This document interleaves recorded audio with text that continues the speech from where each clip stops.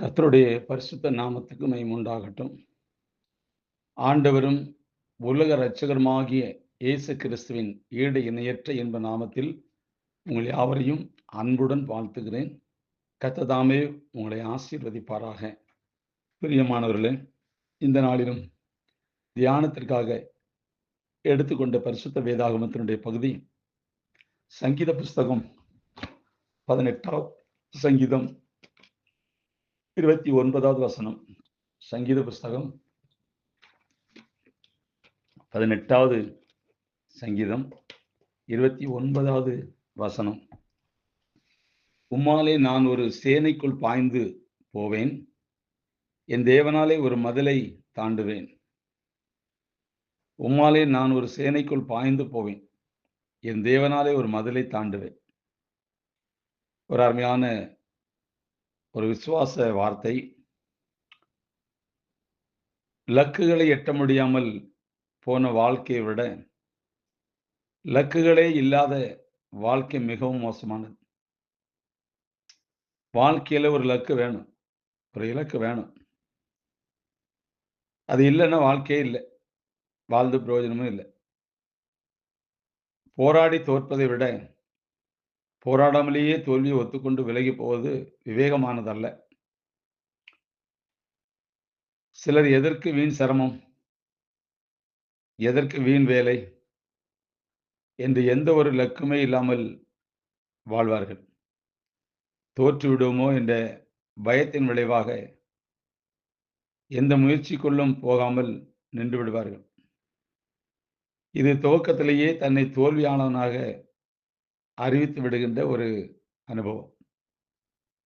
வாழ்க்கையில வாழ்ந்து காட்டுவோம், வாழ்வோம், போவேன், பாய்வேன், செய்வேன், சந்திப்பேன் அப்படிங்கிற ஒரு துணிச்சலான, தைரியமான, எனக்கு ஒரு தேவன் ஒரு வழியை வகுத்திருக்கிறார், ஒரு இலக்கு இருக்குது, அதில் நான் நிச்சயமா போவேன், போய்தான் வெற்றி பார்க்க முடியும் அப்படிங்கிற ஒரு எண்ணம் நமக்கு வேணும். பயந்தாங்கள்ளி மாதிரி எதுக்கு எனக்கு அந்த சிரமம், எதுக்கு ஏன் போகணும், ஏன் அவசியம் இல்லை, இப்படியே வாழ்ந்துட்டு போயிடலாம் அப்படிங்கிறது வாழ்க்கை அல்ல. இத்தனை வருஷம் வாழ்ந்தாச்சு, இனி வாழ்க்கை போதும், இனி இப்படியே நம்ம போயிட வேண்டியதான் அப்படின்னா அது தவறான ஒரு கான்செப்ட், தவறான ஒரு சிந்தனை, தவறான ஒரு எண்ணம். அது நாம தோல்விக்கு அடையாளமா இருக்கு. இவ்வளவு தூரம் வாழ்ந்தாச்சியா, இன்னும் கொஞ்ச நாள் வாழ்ந்து காமிக்கணும். இந்த மனுஷனோட போராடியாச்சு இத்தனை வருஷம், இத்தனை வருஷம் போராடியாச்சுல, இன்னும் கொஞ்ச காலம் போராடி ஜெயிக்கணுமே. 2 பேரும் சேர்ந்து தான் ஒரு லக்கு போகணும். கிறிஸ்தவ வாழ்க்கையில லக்கு இல்லாத வாழ்க்கை அல்ல. ஒண்ணு நரகம், இல்லைன்னா பரலோகம். பரலோகத்துக்கு போறதுக்கும் போராடி தான் ஆகணும். நரகம் போறதுக்கு போராட வேண்டாம், எப்படினாலும் வாழ்ந்துடலாம், அது அவசியம் இல்லை. வருவது போல வாழ்ந்து விட்டு போலாம் என்ற மனநிலைமை பலரை எந்த வெற்றிக்கும் லாய்க்கில்லாதவர்களாக மாற்றிவிடுகிறது. கோலியாத்தினால் ஒரு நெருக்கடி ஏற்பட்ட போது சவுல் போராடாமலேயே தோல்வியை ஏற்றுக்கொண்டான். ஆனால் தாவீதோ அவனை எதிர்க்க லக்கு குறித்தான். ஏன் முயன்று பார்க்கக்கூடாது என்ற எண்ணம் அவனை முன்னோக்கி தள்ளியது. போர்க்களம் சென்றவர்கள் எல்லாரும் வென்று வெற்றி வாகை சூடியவர்கள் அல்ல. ஆனால் அவர்கள் வீரர்கள், வெல்ல வேண்டும் என்ற லக்கு உடையவர்கள். அவர்கள் தோல்வியாளர்களின் பட்டியலில் இடம்பெற நேர்ந்தால் கூட கோழைகளின் பட்டியலில் இடம்பெற விரும்பவில்லை. அது ரொம்ப முக்கியம். நான் யோக்கியமாக வாழ முடியுமா, பரிசுத்தமாக வாழ்ந்து காட்ட முடியுமா, ஒழுக்கமுடையவனாக நிற்க முடியுமா, உண்மையை நிலைத்திருக்க முடியுமா, வெற்றி தோல்வியை பாராதிருங்க அப்படின்னு சொல்லி சில பேர் சிந்திப்பாங்க. நமக்கு ஒரு லக்கு மேலானவைகளை நோக்கி போற காரியம். இதுக்காக தான் மேலானவைகளை உங்களுக்கு தேவையானவைகள், மேலானவைகளே நமக்கு தேவையானவை. அவைகளை அடைய ஒரு இலக்கினை அமைத்துக் கொள்ள வேண்டும். கர்த்தரை சார்ந்து கொள்ளுங்கள். அவர் உதவி செய்வார். உங்களாலும் இலக்குகளை எட்டி சாதனை படைக்க முடியும். இன்னைக்கு ஒரு ஆம்பிஷன் இல்லாம வாழ்றவங்க நிறைய இருக்கிறாங்க. எனக்கு கல்யாணம் முடிச்சா வாழ்ந்து காட்டுவேன்யா. நான் வேலைக்கு போனா செய்து காட்டுவேங்க. வேதம் நமக்கு வெற்றி தான் தரும். கணவன் மனைவி வாழ்க்கை. சில பேர் குறை சொல்லிட்டே இருப்பாங்க. இந்த மனுஷனோட வந்து சேர்ந்தேன் பாரு. இவளுக்கு என்ன கட்டி வச்சாங்க பாருங்க. ஒருவருக்கு ஒருவர். ஆனா காலம் ஓடிரும். ஆனாலும் இடையில ஒரு சோதனையில் வரும்போது, அந்த பரிசுத்தமான ஒரு இணைப்ப, ஒரு தெய்வீக தன்மை, குடும்ப வாழ்க்கை என்பது ஒரு பரிசுத்தமானது, ஒரு தெய்வீக தன்மை அது. சில வேளைகள்ல, சில சூழ்நிலைகள்ல அது தவறான இலக்க நோக்கி போகுது. ஆனாலும் அது சூழ்நிலையில தான் போச்சு தவிர, அடுத்த சூழ்நிலையில திரும்பிருது. அந்த இடத்துல அது தவறான பாதையில போயிருது. அந்த இலக்கு தவறான பாதை போயிருது. ஆனா மறுபடியும் அந்த இலக்குக்கு வந்துருது. தேவன் அதை திருப்புகிறார். நம்ம எல்லாரும் பரிசுத்தவான்கள் அல்ல, பரிசுத்தவாட்டிகள் அல்ல. பரிசுத்தமாக்கப்படுகிறோம். குடும்ப வாழ்க்கை என்பது இந்த பூமியில தேவனே வச்சிருக்கிறார். தேவன் இணைத்ததை மனிதன் பிரிக்காது இருக்க கடவன். ரொம்ப தெளிவா இருக்கு. அப்ப லக்க திருப்பி போடுது பாருங்க. 2 வாழ்க்கை திசையை திருப்பி போடுது. தன் தாயும் தகப்பனை விட்டு இன்னும் முதல் மனைவியோடு இசைந்திருப்பான். எத்தனை வழி தவறுது, எத்தனை பாதம் மாறி போகுது. ஒரு புனிதமான வாழ்க்கையில இடையூறுதல் எவ்வளவு வருது. 3வது மனுஷன் கூட உள்ள வந்துடுறான் சில நேரம். சில நேரம் 2க்குள்ளயுமே போராட்டத்துல விளைகிறது.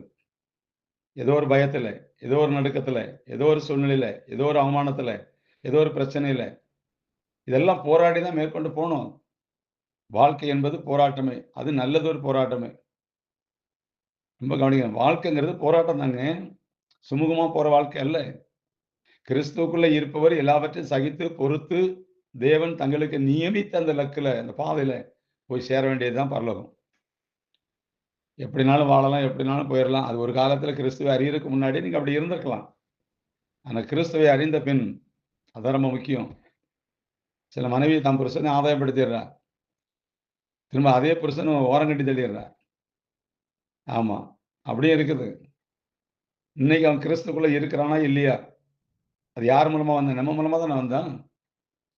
அப்ப இந்த இலக்குல எனக்கு தேவன் அமைத்தது, நான் இதை இழுத்துக்கிட்டு தான் போணும். வேற வழி கிடையாது.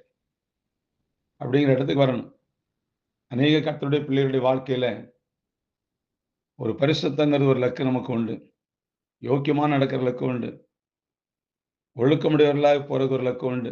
உண்மையா நடக்க வேண்டும். இதெல்லாம் சில கிறிஸ்துவை அறியாதவருடைய காரியங்கள்ல, வாழ்க்கையில இதெல்லாம் நடப்பது இயல்பு. ஒரு ஆக்சிடென்ட் மாதிரி. ஆனா தேவன் அதுக்குரிய இலக்குல கொண்டு போய் திருப்பி விடுறாரு. ரோட்ல போகும்போது பாதை மாறி போறது உண்டு. ஆனா திரும்பவும் கேட்டு விசாரித்து பாதையை அறிந்து கொண்டு அதே ரோட்ல போறது உண்டு. எனக்கு அன்பார்ந்தவர்களே, அநேக கர்த்தருடைய பிள்ளைகள் தன்னுடைய இலக்கை விட்டு தனியாக வாழ்ந்திடலாம், போயிறலாம். முடியவே முடியாது. கணவன் மனைவியா இருந்தாலும் சரி, மனைவி பிள்ளைகளோட இருந்தாலும் சரி, கணவன் பிள்ளைகளோட இருந்தாலும் சரி, இணைக்கப்பட்ட அந்த குட்ஸ் வண்டி, அது இணைந்தே செயல்பட வேண்டும். இல்லன்னா, அது தன்னுடைய இலக்குக்கு போ முடியாது. பரலோகம் போ முடியாது. நித்திய ராஜ்யத்துல போ முடியாது. போற வழியில 1000 பிரச்சனைகள் வரும். 1000 பிரச்சனைகள் வரும். போராட்டங்கள் வரும். இதெல்லாம் தாண்டி போகணும். இலக்கு இல்லாத வாழ்க்கை இல்லை. பூமியிலேயே பாருங்க, ஒண்ணு பரலோகம் தான் நமக்கு இலக்கு. இல்ல நரகம். இதத்தான் நம்ம முடிவு பண்ணிடணும். எனக்காக தேவன் இணைத்த வாழ்க்கை ஒண்ணு உண்டு. தந்த பிள்ளைகள் உண்டு. இதோட நான் இருக்கிற காலத்துல, அத சரியா தேவனுக்கு முன்பாக இருந்து, விசுவாசத்தோட தாவீது சொல்வது போல, உம்மாலே நான் ஒரு சேனைக்குள் பாய்ந்து போவேன். என் தேவனாலே ஒரு மதிலை தாண்டுவேன்.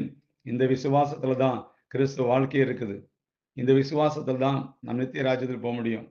அதனால பிரியமானவர்களே, கர்த்தரின் பார்வையில் இருக்கிறோம் என்ற எச்சரிக்கை உடையவர்கள், கர்த்தருடைய பாதுகாப்பில் இருக்கிற நம்பிக்கையும் உடையவர்களே.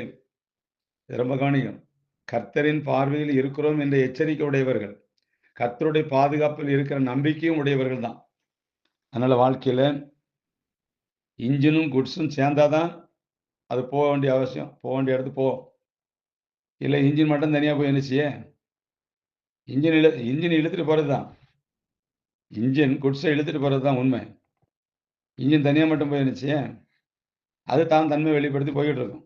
ஆனா குட்ஸு நின்ன இடத்துல தான் நிக்கும். இதே போல நம்முடைய வாழ்க்கை இருக்கக்கூடாது. நம்முடைய பயணம் இருக்கக்கூடாது. சவுலை போல இருக்கக்கூடாது. எந்த போர்க்களம் வந்தாலும் சரி, அதை தாண்டி ஜெயிச்சு போகணும். அதுக்காகவே கர்த்தர் நம்மை அழைத்திருக்கிறார். அதற்காகவே நமக்கு அபிஷேகம் தருகிறார். அதற்காகவே பரிசுத்த வேதாகமம் தந்திருக்கிறார். இந்த பரிசுத்த வேதாகமத்தின் சாட்சி ஆகமத்தை கவனித்து நம்முடைய வாழ்க்கை பயணத்தை தொடர்ந்து பயணிக்கணும்.